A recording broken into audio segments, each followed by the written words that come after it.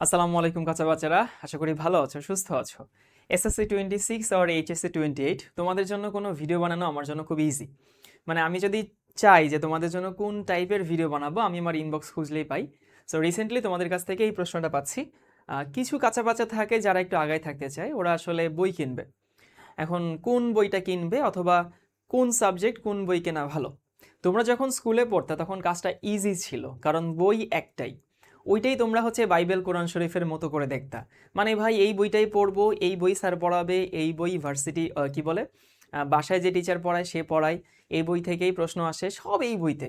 এবং তোমাদের মধ্যে একটা প্রবণতা ছিল, ওই বইয়ের বাহিরে যদি কোনো ভাইয়া কিছু বলে তাহলে সেটা ভুল। এটা 9-10 স্টুডেন্টদের মধ্যে একটা প্রবণতা ছিল। বোর্ড থেকে একটা বই দিত, ওটাই পড়তাম। কিন্তু ভাইয়া এখন তুমি যখন কলেজে উঠছো, তুমি দেখবা এক সাবজেক্টের উপরে 4-5টা বই বাজারে চলে, এবং এখানে বোর্ড কর্তৃক সবগুলো বই অনুমোদিত, কিন্তু বোর্ড নিজে কোনো বই দিচ্ছে না।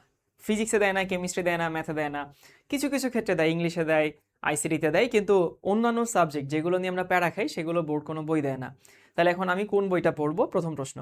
দ্বিতীয় প্রশ্ন, এখানে আমি কিন্তু শুধু এইচএসসির জন্য পড়ি না, আমার অ্যাডমিশনের জন্য পড়তে হয়। সো কোন বই থেকে পড়লে অ্যাডমিশনের পড়াটা ভালো মতো করা যায়, ভালো মতো কমন পাওয়া যায়, কনসেপ্টটা ভালো মতো বোঝা যায়, কোন বইতে কেমন লেখা আছে, এই সম্পূর্ণ জিনিসগুলো কম্পাইল করে আমার এই ভিডিওটা।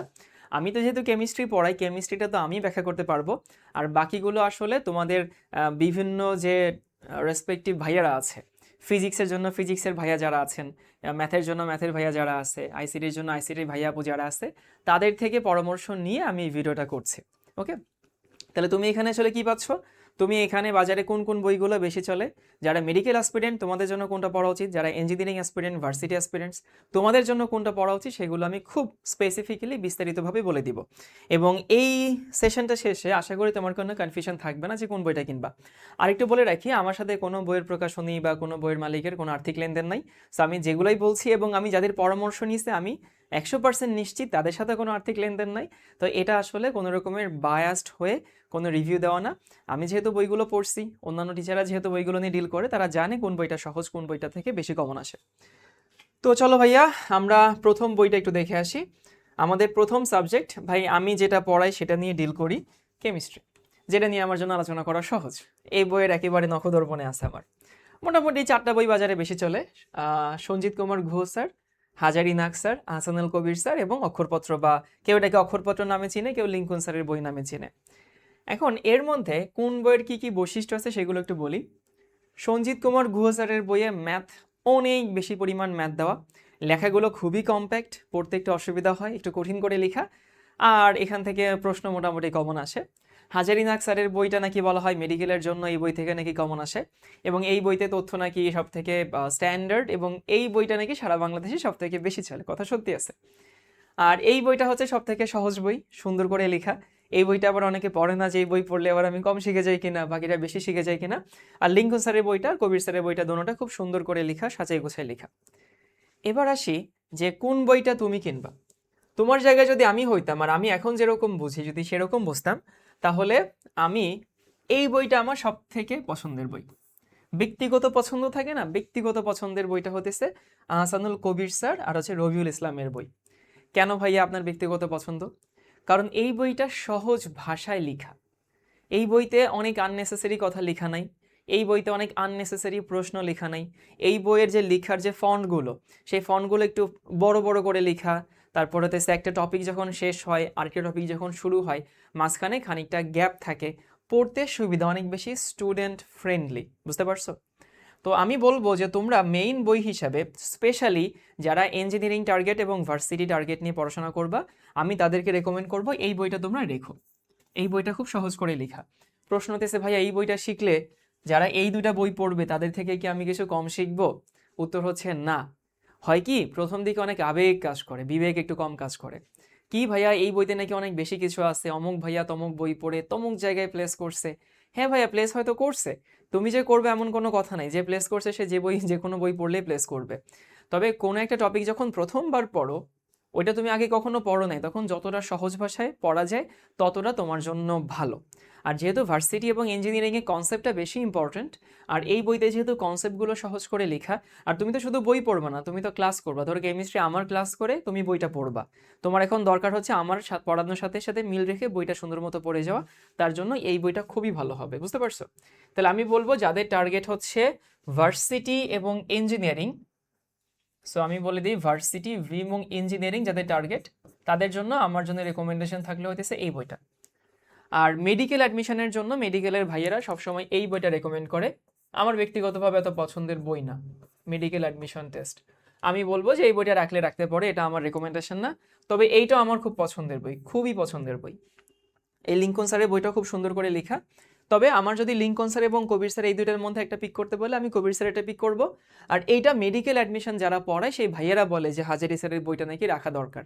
এখন আমি আসলে এত পছন্দ করি না এই বইটা, আর এই বইটা আরেকটু কম পছন্দ করি কারণ এই বইটা অনেক কঠিন লাগে, আমার কাছে অনেক কঠিন লাগে তথ্যগুলো পড়তে। সো এই বইটা হয় কি শুরুতে সবে আবেগে শুরু করে কিনে অনেকে, তারপরে পড়তে গিয়ে দেখা যায় হচ্ছে বুঝতে পারছে না। আমি বলছি না বই খারাপ, বইতে তথ্য কম আছে সেটাও না, বইতে ভুল আছে সেটাও বলছি না, বলছি বইটা একটু কঠিন, স্টুডেন্টদের পার্সপেক্টিভে একটু কঠিন মনে হয়। সো শুরুতে এই বইটা ধরতে গেলে পড়ার প্রতি অনীহা আসে, মনে হয় যে আচ্ছা আমি তো পারি না কিছু, তাহলে থাক এটা বাদ দিই। তো শুরুতে যদি অনীহা আসে সেটা কভার করা কিন্তু কঠিন। তাহলে তোমরা যারা ভার্সিটি ইঞ্জিনিয়ারিং টার্গেট করবা তারা এই বইটা পড়ো, এই বইটা আমার পার্সোনালি খুব পছন্দের বই। যারা মেডিকেল অ্যাডমিশন দাও তারা এই বইটা কিনো, আর যদি আরেকটা বই কিনতে চাও এই বইটা কিনে রেখো, এটা খুব ভালো বই। নর্মালি প্রতিটা সাবজেক্টে 2টা করে বই সবাই রাখে, 2টা বই তুমি মোটামুটি রাখবা। তারপরে আসি ফিজিক্স। ফিজিক্সের জন্য এই 5টা বই আমি তোমাদের শুভ ভাইয়া, যে হচ্ছে বুয়েটে 12তম, 12তম না 14তম ভুলে গেছি, না 6ষ্ঠ এরকম আর কি র্যাঙ্ক তার বুয়েটে। এবং আরও জিমি ভাইয়ের সাথে কথা হয়েছিল। কথা হচ্ছে শোনো, সবসময় অনেকে বলে যে সাকসেসফুল মানুষের কাছ থেকে টিপস নিতে হয় না, মাঝে মধ্যে যারা ফেইল্ড তাদের কাছ থেকে টিপস নিতে হয়, বাট এইসব টিপস যারা ভালো করছে ওদের কাছ থেকে নিতে হয়। কারণ হচ্ছে যারা আসলে ভালো করে নাই, ওরা আসলে তো সবগুলো বই পড়ে নাই, ওরা তো জানেও না যে কোন বইতে কি আছে। আর যারা অনেক ভালো রেজাল্ট করছে, যারা সবগুলো বই সম্পর্কে জানছে, কোন বইতে কোনটা কিভাবে লেখা আছে সেটা জানছে, তারা কিন্তু ভালো মতো জানে যে কোন বইটা ভালো। এবং আরেকটা কথা বলে রাখি, এটা বলতে ভুলে গেছি, তুমি যখন যেমন ধরো আমি যদি তোমার জায়গায় থাকতাম আমি কবির স্যারের বইটাকে মেইন বই ধরতাম। এরপরে কোনো টপিক যদি কোনো ভাইয়া বলে দিত যে এই বইটা, এই টপিকটা ওই বইতে ভালো আছে, এমন হয় আমি আমার ক্লাসে অনেক সময় বলে দিই যে লিঙ্কন স্যারের বই থেকে এই টপিকটা পড়বা, অথবা সঞ্জিত কুমার গুহা স্যারের বই থেকে এই টপিকটা পড়বা। বইটা তোমার কাছে থাকুক না থাকুক, তোমার বন্ধুর কাছ থেকে ফটোকপি করে নিতে পারো, কোনো সমস্যা নেই। তো তুমি মেইন বই যেটা পড়বা, যদি কোনো টপিক মেইন বইটা না পড়ে অন্য কোনো বই পড়ো কারো রেফারেন্সে, কারো রেকমেন্ডেশনে, তখন মেইন বইয়ের ওই টপিকের জায়গায় লিখে নিবা এই টপিকটি অমুক বইয়ের অত নম্বর পেজ থেকে পড়ছি। তাহলে দ্বিতীয়বার যখন রিভিশন দিতে যাবো তখন টপিক হারাই ফেলবা না। কি বলছি? ধরো এই বইটা তোমার মেইন বই, আমি এক্স নামক একটা টপিকে বললাম যে এই বইটা তুমি লিঙ্কন স্যারের বই থেকে পড়ে নিবা, কারণ লিঙ্কন স্যারের বইতে এই টপিকটা সুন্দর মতো বোঝানো আছে। তুমি এই কবির স্যারের বইয়ে সেই টপিকটা যেখানে আছে সেইখানে লিখবা টপিকটি লিঙ্কন স্যারের বইয়ের এত নম্বর পেজ। তাহলে পরের বার যখন রিভিশন দিবা তখন তোমার মনে পড়বে যে এই টপিকটা লিঙ্কন স্যারের বই থেকে আমি পড়ছি। এই অভ্যাসটা করো, দেখবা টপিক হারাবে না। এবার আসে হইতেছে এই যে ফিজিক্সের যে এত এত বইয়ের সমারোহ। এখন আমাকে যদি বলা হয়, আমি তো ফিজিক্স পড়াই না, তবে আমার ব্যক্তিগত পছন্দ হইতেছে তপন স্যারের বই, এটা আমার ব্যক্তিগত পছন্দ। আমরা যখন নরডেমে পড়তাম তখন আমি এই বইটাই পড়তাম, আর আমাদের এই বইটাতে খুব ট্রেডমার্ক বই ছিল। আমরা বলতাম যে নীল বই আর লাল বই, মানে এটার প্রথম পত্র নীল এবং দ্বিতীয় পত্র লাল, ওই নীল বই লাল বই দিয়ে মোটামুটি আমরা চিনতাম। তো তোমাদের শুভ ভাইয়া, শুভর সাথে আমার টেক্সটিংটা এখনও আছে। শুভ আমাকেই 5টা বইয়ের নাম বলছে, এই 5টা বইয়ের নাম পড়ার পরে শুভকে আমি টেক্সট করছিলাম যে আরেকটু ডিটেলসে বলতো যে কে কোনটা টার্গেট করলে কোনটা পড়বে। ও আমাকে বলছে যে ইঞ্জিনিয়ারিং অ্যাসপিরেন্টসদের জন্য সেলু স্যার, পরামনিক স্যার, গিয়ার স্যার, এদের যে কোনো একটা, শাহজাহান তপন স্যার পড়াটা বেটার। তাহলে তোমরা যারা ইঞ্জিনিয়ারিং টার্গেট তারা 2টা কিনো, একটা হইতেছে সেলু স্যারের নামটা হচ্ছে ও বলছে ইঞ্জিনিয়ারিং টার্গেট যাদের, আর হচ্ছে এরাও তো ইঞ্জিনিয়ারিং টার্গেট। সো তোমাদের টার্গেট যাদের ইঞ্জিনিয়ারিং তাদের জন্য আমি বলবো সেলু স্যারের বইটা পড়ো, আর তপন স্যারের বইটা পড়ো। তপন স্যারের বইটা হচ্ছে টপিক সুন্দর করে সহজে বোঝানোর জন্য সেটা, আর এই বইতে অনেক প্র্যাকটিস প্রবলেম আছে হয়তো বা এই জন্য রেকমেন্ড করছে। আর যারা হইতেছে মেডিকেল অ্যাসপিরেন্টস তারা হইতেছে এই ইসাক স্যারের সাথে তপন স্যার, তাহলে আমি তোমাদেরকে বলে দিই, তোমার টার্গেট যেটাই হোক তুমি তপন স্যারের বইটা রেখো, একদম তপন স্যারের বইটা তুমি রেখো। এরপরে তোমার টার্গেট যদি ইঞ্জিনিয়ারিং হয় তাহলে তুমি, বা ভার্সিটি হয় বিশেষ করে ঢাকা ইউনিভার্সিটি, তাহলে তুমি সেলু স্যারেরটা কিনো। আর তোমার টার্গেট যদি মেডিকেল হয় তাহলে তুমি ইসাক স্যারেরটা কিনো। এখানেও আসলে বাজারে একটা কথা প্রচলিত আছে, ইসাক স্যারের বই থেকে নাকি সরাসরি মেডিকেল অ্যাডমিশন টেস্টে কমন আসে। আমি জানি না আসলে কতদূর কি আসে, এত প্রশ্ন ডিটেলস অ্যানালাইসিস করা হয়নি মেডিকেলেরটা। ওকে, ম্যাথের ক্ষেত্রে আসি, এটা তোমাদের সৌরভ ভাইয়ের সাথে কথা হয়েছে, তারপর হচ্ছে তোমাদের আরও ম্যাথের কয়েকটা ভাইয়ের সাথে কথা হয়েছে। যাদের টার্গেট ইঞ্জিনিয়ারিং তারা কেতাবুদ্দিন স্যারের বই পড়বা, ম্যাথ তো আর মেডিকেলে লাগে না, তাই না? তো যাদের টার্গেট ইঞ্জিনিয়ারিং তারা পড়বা কেতাবুদ্দিন স্যারের বই। এই বইতে নাকি আছে হাজার হাজার অঙ্ক করানো আছে। ভাগ্যেশ আমি যখন পড়তাম তখন এই কেতাবুদ্দিন স্যারের বইয়ের জন্ম হয়নি। আমরা এসি আহমেদ আর তফাজ্জল না কি জানি স্যারের নাম ভুলে গেছি। যারা টার্গেট হচ্ছে ভার্সিটি তারা হচ্ছে, বা ইঞ্জিনিয়ারিং বাদে অন্য কোনো টার্গেট থাকলে তুমি এসি আহমেদের বইটা পড়বা। As far as I know এই বইটা একটু কঠিন, অনেক ম্যাথ দেওয়া আছে, আর এই বইটা কম্পারেটিভলি সহজ। ওকে, বাট যাদের ভার্সিটি টার্গেট তারা এসি আহমেদ, যাদের টার্গেট ইঞ্জিনিয়ারিং তারা হচ্ছে তুমি কেতাবুদ্দিন স্যারের বইটা পড়ো। বায়োলজি, এটা আমি তোমাদের তৌহিদ শাওন ভাইয়ের কাছে জিজ্ঞেস করছিলাম। তৌহিদ শাওন ভাই হচ্ছে ঢাকা মেডিকেল অষ্টম হয়েছিল, আর তোমাদের সৌরভ ভাই হতেছে বুয়েট সিএসিতে পড়ছে, আমি র্যাঙ্ক জানি না। এখন এটা আসলে তৌহিদের কাছে জিজ্ঞেস না করলেও হইতো, আমি এটা জানি। যদি তুমি হচ্ছে বোটানি চিন্তা করো তাহলে হাসান স্যারের বই, মানে ফার্স্ট পেপার। আর তুমি যদি জুওলজি চিন্তা করো তাহলে হইতেছে আজমল স্যারের বই। এবং এই দুইটা আসলে এমন ট্রেডমার্ক হয়ে গেছে, মানুষজন এদিক ওদিক যাওয়ার চিন্তাও করে না। মানে এই যে হাসান স্যারের কিন্তু সেকেন্ড পেপার বইটা আছে, বা আজমল স্যারের কিন্তু ফার্স্ট পেপার বইটা আছে, কিন্তু এইটা আসলে একেবারে একটা শাশ্বত সত্যি হয়ে গেছে। First paper Hasan sir, second paper Ajmal sir. এবং আমার কাছে ব্যক্তিগতভাবে আমি যখন পড়তাম তখন এই বইটাকে একটু কঠিন লাগতো। আমার কাছে মনে হতো হাসান স্যারের বইটা অনেকটা ঘুষ স্যারের বইয়ের মতো, কোন টপিকের পরে কোনটা শুরু হয়েছে অনেক গিজি গিজি গিজি গিজি করে লেখা, লেখাগুলো স্পষ্ট না, তারপর হতেছে অনেক বেশি তথ্য দেওয়া, এত তথ্য মুখস্থ করাও কঠিন। তার থেকে আমার কাছে আজমল স্যারের বইটা ভালো লাগতো। এবং দেখো কাভার পেজটা কত সুন্দর, কিউট একটা বাঘের ছবি। তো তুমি ফার্স্ট পেপার কিনো হাসান স্যারের বই, সেকেন্ড পেপার কিনো হচ্ছে আজমল স্যারের বই, এটা খুবই শাশ্বত কথা। আইসিটি, আইসিটি তোমাদের আইসিটি অর্পির সাথে আমার কথা হইলো, ওইখানে ও আমাকে বললো যে ভাইয়া আইসিটিতে যে এমসিকিউগুলো আসে যেগুলো ইনফরমেটিভ এমসিকিউ, ইনফরমেটিভ, যে এটা কত ছেলে আবিষ্কার করছে, এটা কি ওইটা কি, ওগুলো আইসিটির বোর্ড বইটাতে আসে। এটা কিন্তু আইসিটির বোর্ড বই। ফিজিক্স কেমিস্ট্রি ম্যাথ কিন্তু এইচএসসিতে বোর্ড থেকে কোনো বই দেয় না। বাট এইটা হতেছে দেখো কোনো রাইটারের নাম কিন্তু লেখা নাই, জাতীয় শিক্ষাক্রম পাঠ্যপুস্তক বোর্ড ঢাকা বাংলাদেশ। সো এই বোর্ড বইটা সবাই অবশ্যই রাখবা। আর তার সাথে ও আমাকে বলছে ভাই দুইটা বই নিতে পারে, একটা হচ্ছে মাহবুবুর রহমান আর একটা প্রকৌশলী মুজিবুর রহমান। এই দুইটা নাকি মোটামুটি দোনো বইটাই ভালো, এবং হচ্ছে সবাই দোনো বইটা মোটামুটি সমানে সমানে কিনে। বলছে যে ভাই কোনো বইটা খারাপ না, তবে যদি এর মধ্য থেকে একটা পিক করতে হয় তাহলে মাহবুবুর রহমানের বইটা যেন ওকে পিক করে। আরেকটা বই আছে, সেটা হচ্ছে তোমাদের ওই যে অক্ষরপত্র প্রকাশনের না কোথায় জানি একটা বই আছে, বলছে যে ওই বইটা অনেকটা গাইডের মতো, টপিক অনেক প্রশ্ন, টপিক অনেক প্রশ্ন। সো দুইটা বই যদি কেউ রাখে তাহলে একটা হইতেছে এইটা বোর্ড বইটা রেখে দিও ইনফরমেটিভ এমসিকিউর জন্য, আর একটা হইতেছে মুজিবুর রহমান মাহবুবুর রহমানের বইটা রেখে দিও, এই বইটা নাকি বেশ ভালো। এখন আবারও বলতেছে এটা কিন্তু আমার মতামত না, আইসিডি বইটা আমার সময় আইসিডি সাবজেক্টটা ছিলই না, আমি আইসিডি কখনো পড়িই নাই। আইসিডি পরে পড়ছি, বাট ইন্টার লাইফে আমার আইসিডি সাবজেক্টই যখন জন্ম হয় নাই 2014 সাল পর্যন্ত। এই জন্য তোমাদের ওই রেসপেক্টিভ টিচারের মতামত নিয়ে আমি তোমাদের কথাগুলো বলছি।